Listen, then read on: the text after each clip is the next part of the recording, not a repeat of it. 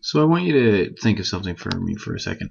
Let's assume that you're looking through your contacts on your phone and you're trying to send your friend Paul a message. And you look at your contacts and you say, okay, well, the top name is Albert, then maybe Anna, then maybe Bob, and so on and so forth. Usually it's pretty easy to find Paul inside your list. Why? Well, because the list is alphabetized, it's organized, it's easy to find anything in that list like that. Shouldn't take you more than a couple seconds. Whether you have 5 names in your list or whether you have 5,000 names in your list, it should be pretty quick because the organization allows it. Let me give you another example. Let's assume that you go to a bowling alley and you want to go bowling and you wear a size 10 shoe. So you go up to the counter and you say, "Good afternoon, sir. I'd like to bowl." He's going to say, "Well, what size shoes do you need?" And you're going to say, "Well, I need a size 10." A couple seconds later, you have a pair of shoes sitting in front of you. Now, of course, if you look behind the counter, you'd see hundreds and hundreds of pairs of shoes.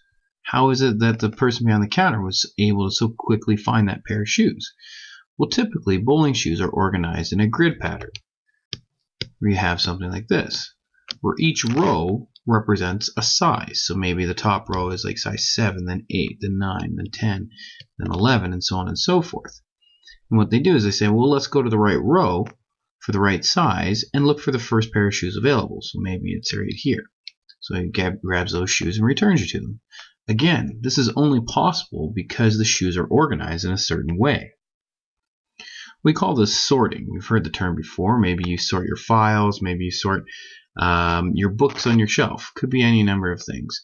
But the reason why we sort it is so it's easy to find things later on. Otherwise, you look at a mess. So for example, if you're the type of person who has a USB key and you just throw everything in the main folder on a USB key, which we call the root folder, it makes it very difficult to find anything.